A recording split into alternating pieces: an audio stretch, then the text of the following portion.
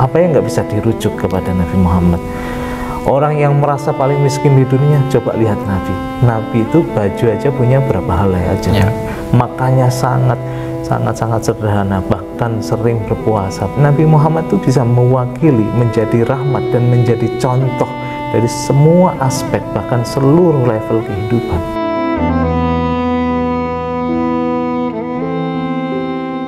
Assalamualaikum warahmatullahi wabarakatuh. Kita berjumpa kembali di channel Tauhid Cinta. Kali ini kita akan membahas mengenai satu ayat dalam Al-Quran yang luar biasa, yang ditujukan kepada Nabi Muhammad SAW. Ya, di momen yang penuh berkah ini, khususnya di bulan Maulid Nabi Muhammad SAW, salah satu ayat itu adalah wa ma arsalnaka illa rahmatan lil alamin. Tidaklah aku utus Nabi Muhammad tiada lain untuk sebagai rahmat lil alamin, rahmatan lil alamin, atau sebagai penebar kasih dan sayang kepada sesama, kepada semesta. Ini kan ayat yang luar biasa yang menggambarkan bagaimana sosok Nabi Muhammad sebagai pembawa risalah kenabian dari Allah Subhanahu wa taala, yang memang tugas utamanya adalah menyebar kasih, menyebar cinta kepada sesama, baik itu sesama manusia maupun sesama makhluk lainnya dan bahkan pada semesta.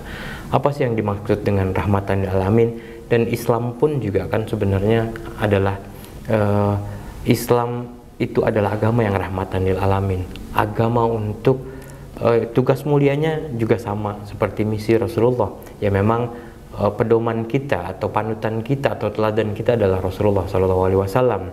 Nah, Islam pun juga mengikuti misi moral tadi itu. Nah, kita akan membahas ini dengan Ustadz Hasan. Beliau adalah salah satu tim di Tauhid Cinta ini dan juga founder Dialog Maya. Assalamualaikum. Waalaikumsalam, Mas Rifki. Sehat ya? Alhamdulillah. Alhamdulillah. Rahmatan lil alamin. Rahmatan lil alamin. Ya, ingat lagu ini jadinya. Siapa namanya? Maher Zain ya. Maher Zain. Gimana Ustadz Hasan lagunya? Jadi harus nyanyi nih sekarang. Iya dong. Untuk kita sholawatan biar pasti bulan Maulid ini. Ya, teman-teman kalau yang masih hafal lagunya Maher Zain, kita nyanyi yuk. Yuk kita nyanyi bareng. Habibi ya Muhammad, Syafi'il khalqi Muhammad, ya rahmatan lil alamina ya Muhammad. Itu aja yang saya hafal, Mas Rifki. Wah, luar biasa, itu merembes ke dalam relung-relung kalbu kita ya. Ya bagaimana bukan suaranya sih, tapi inti bukan dari, suaranya ya. Bukan suara, tapi inti saya udah GR loh. Dari sholawat yang dilantunkan oleh Maher Zain itu luar biasa intinya. Itu apa sih maksudnya dari tadi lirik dari lagu atau sholawat dari Maher Zain itu? Oke, Mas Rifki, jadi rahmatan lil alamin kan terjemah literalnya kan menjadi rahmat atau menjadi kasih sayang bagi seluruh alam. Bukan hanya terkhusus untuk umat Islam semata, tapi seluruh alam, yang non-muslim, bahkan dari level alam yang sifatnya tinggi, alam akhirat, alam dunia, alam jin, alam hewan dan sebagainya. Itu kehadiran Nabi Muhammad itu sebagai berkah, sebagai cinta yang hadir untuk membersamai, bahkan untuk memberikan cinta kepada seluruhnya. Wa ma arsalnaka illa rahmatan lil alamin. Di surat Anbiya ayat 107 itu dikatakan seperti itu. Jadi poinnya adalah kenapa sih Nabi Muhammad itu menjadi cinta atau menjadi welas asih yang hadir ke tengah-tengah alam. Kalau Mas Rifki tahu nggak seperti itu? Kenapa Nabi Muhammad disebut rahmatan lil alamin? Ya karena memang tugas mulia beliau adalah untuk menyebar kasih. Ya sebagaimana ada dalam ayat Al-Quran gitu misalkan, irhamu man fil ardi yarhamukum man fis sama. Jadi ketika kita menyebar rahmat, ketika kita menyebar kebaikan, itu begitu juga penghuni langit akan menyebar atau menurunkan rahmat bagi kita, yaitu Allah Subhanahu wa taala gitu. Dan akhirnya membuat kita semua ya bisa makin kasih, makin cinta gitu, makin bisa menebar cinta. Ini kan luar biasa ya. Ya Islam itu atau misi kenabian, misi profetik Nabi memang menyebar kasih, menebar cinta kepada sesama. Karena ya Rasulullah, ya kita tahu akhlaknya yang luar biasa, kasih sayangnya kepada umatnya dan kepada sesama manusia itu luar biasa. Dan Nur Muhammad ini itu manifestasi langsung dari Nur Allah, dari cahaya Allah yang memang Allah adalah Maha Rahim, Allah Maha Rahman, segala macam gitu, yang kasihnya itu tiada tara kepada kita. Betul. Memang kata kuncinya adalah dalam sebuah ayat Al-Quran juga dikatakan Qulid'ullaha wid'ur Rahman. Jadi katakanlah Allah atau Ar-Rahman. Allah sebagai Tuhan Maha Kuasa atas segala sesuatu itu bisa disebut sebagai Ar-Rahman, yang Maha Cinta atau yang Maha Memberi, Maha Mengasihi dan sebagainya. Nah, kata kunci Ar-Rahman ini penting, Mas Riwi. Jadi dari kata Rohima menjadi Rahman. Rahman itu yang penuh welas asihnya atau yang penuh kasih sayangnya gitu kan. Nah, dari kata Rohima, Rahman, atau kemudian menjadi kata Rahmah. Nah, Rahmah ini itu sebenarnya adalah manifestasi dari Ar-Rahman itu sendiri atau Ar-Rahim. Kalau Rahman itu maha cinta atau maha berwelas asih kepada seluruh alam, baik alam manusia atau alam semesta yang lain. Nah, kalau Ar-Rahim ini memang khusus, Mas Rifki. Kalau Ar-Rahim itu khusus bagi manusia yang sadar. Makanya para ulama itu sering mengartikan Rahim itu welas asih yang ditujukan nanti pada di akhirat. Karena banyak manusia yang memang tidak sadar pada Tuhan.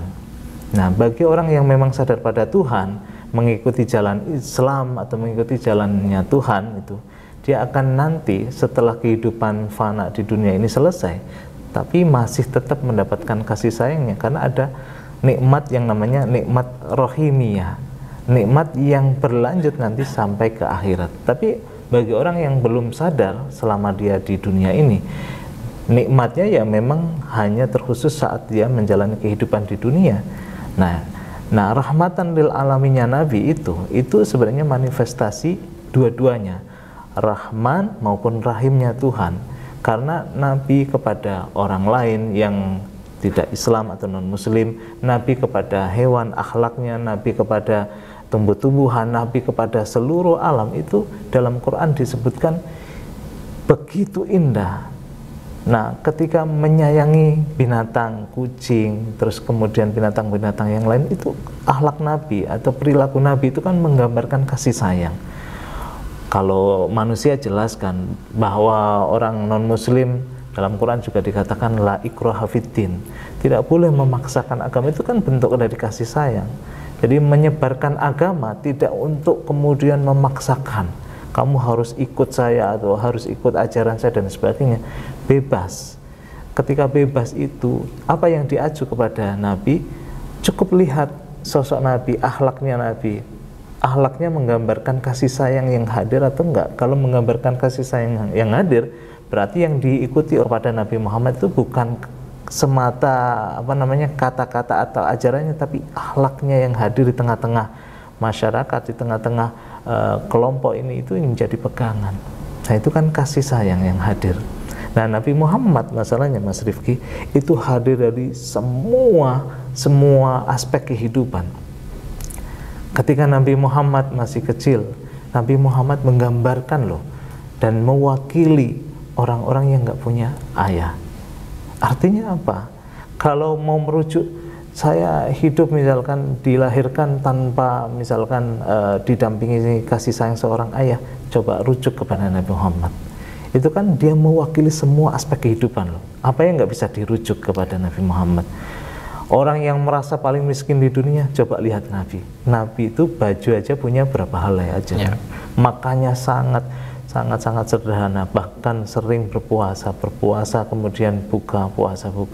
Apa yang nggak bisa diwakili? Seorang yang kedudukannya sangat tinggi, lihatlah Nabi Muhammad. Walaupun dia punya harta, kekayaan dan sebagainya, enggak flexing kayak orang sekarang kan, enggak kemudian memamerkan hartanya, enggak. Jadi Nabi Muhammad itu bisa mewakili, menjadi rahmat dan menjadi contoh dari semua aspek, bahkan seluruh level kehidupan. Itu kan luar biasa kan. Nah, itu kan rahmat. Dan rahmat termasuk rahmat yang dibawa Nabi Muhammad itu hidup yang tengah-tengah, ummatan wasatun, itu yang disebut dalam Al-Quran itu. Ketika kita menjadi umatnya Nabi Muhammad, harus mencontoh sikap tengah-tengahnya Nabi, tidak ekstrim kiri, tidak ekstrim kanan juga kan. Kita lihat nabi-nabi sebelumnya, misalkan Nabi Musa, itu kan menggambarkan terlalu ekstrim jalalnya Tuhan, aspek ketegasannya Tuhan itu lebih dominan. Dan komandan. Iya, bagaimana dia itu menghadapi Fir'aun ya, yang memang pada waktu itu yang dibutuhkan adalah ketegasan, aspek jalalnya. Tapi ketika kita lihat Nabi Isa, itu yang lebih lebih ditonjolkan adalah kasih, tapi kasih yang terlalu ekstrim menurut saya. Karena apa? Pukul pipi kiri, kasih pipi kanan kan gitu, ekstrim banget gitu kan. Nah, kasih itu lebih dominan, bahkan lebih ekstrim di zaman Nabi Isa kan. Nah, Nabi Muhammad ini tengah-tengah, jalal iya, ketegasan iya, jamal atau kelembutan juga iya, dua-duanya. Makanya basyiron wa nadhiron, tidak hanya basyiron, tidak hanya memberikan kabar gembira aja, tapi juga nadhiron, juga harus ada ketegasan gitu. Dengan menghukum neraka dan sebagainya, itu kan nadhiron, memberikan peringatan-peringatan jika orang itu tidak sesuai hidupnya dengan kebenaran kan gitu. Jadi rahmat hidup itu penuh dengan welas asih ya, kayak Mas Rifki sekarang sudah menjadi orang tua ya, anaknya misalkan suka coklat, makan coklat, itu bentuk kasih sayang. Itu kan nggak hanya terus makan coklat terus kan, enggak. Dengan kita tegas melarang makan coklat, itu kan bentuk kasih sayang. Jadi kasih sayang itu kan sebenarnya bentuk dari dua kata sifat Tuhan, jalal maupun jamal, tapi bungkusnya adalah rahman atau rahmah itu. Jadi wa ma arsalnaka illa rahmatan lil alamin. Kehadiran Nabi karena dia sebagai sosok yang bisa balance, yaitu i'tidal, itu kan selalu menjaga keadilan gitu, tawazun kan menjaga keseimbangan itu. Nah, itu yang menjadi rahmat. Kalau orang tidak seimbang, lebih condong kepada satu aspek aja. Kalau sekarang banyak kalangan, Mas Rifki, kalau sudah jadi orang terkenal atau ustadz terkenal, itu sudah mencerminkan satu kelompok tertentu, lebih condong kepada kelompok tertentu. Nah, itu kan tidak tawazun kan, tidak balance, tidak seimbang. Nah, itu rahmat. Oke, luar biasa Ustaz Hasan. Ya, intinya adalah Allah Sang Maha Cinta, Nabi Muhammad manifestasi dari cinta itu.